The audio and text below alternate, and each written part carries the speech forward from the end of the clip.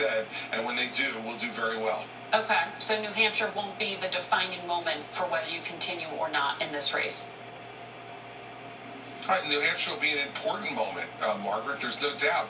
But what won't be a defining moment is your poll of 450 people. Okay, but it's not 6 just weeks it's before not the just primary. it's not just our poll though. I mean, the National Review, conservative leaning National Review has a piece saying that even if Chris Christie pulled off an upset in New Hampshire, there'd be nowhere else for him to go.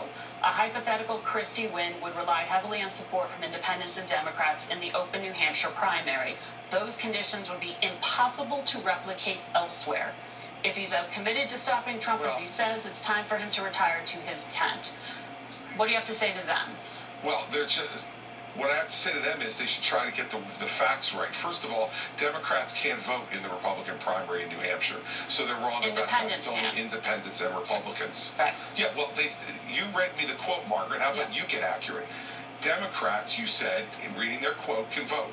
They cannot vote in the New Hampshire primary. Secondly, in Michigan, the very same conditions exist 5 weeks from the New Hampshire primary, which is that Republicans and independents can vote in the Michigan primary. So the fact that they say it can't be repeated anywhere, it will be repeated two elections away from New Hampshire. South Carolina happens in between. And so, look, the National Review was campaigning for Ron DeSantis until they concluded that he couldn't win. Now they're campaigning for Nikki Haley, and when they conclude that she can't win either, then they'll move on to somebody else. So I don't spend any time worrying about the editors at the National Review. Okay, noted. So you said, though, for Nikki Haley, who we have, not just CBS, other polls have said she is surging in the state of New Hampshire. You said she's not a fundamentally serious candidate. I'm going to stop you. Hold on. I'm going to stop you right there because in the last two polls that have come out, Nikki Haley was at 13 or 14%, and I was at 10 or 11.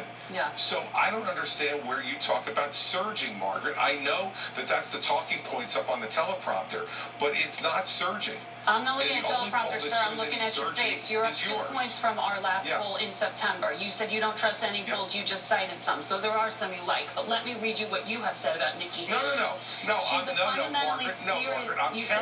Margaret, I'm countering what you say, Margaret. I'm countering what you say about other polls showing surges, which they do not. And so if you want to cite them, at least cite them correctly. Okay. You said Nikki Haley's not a fundamentally serious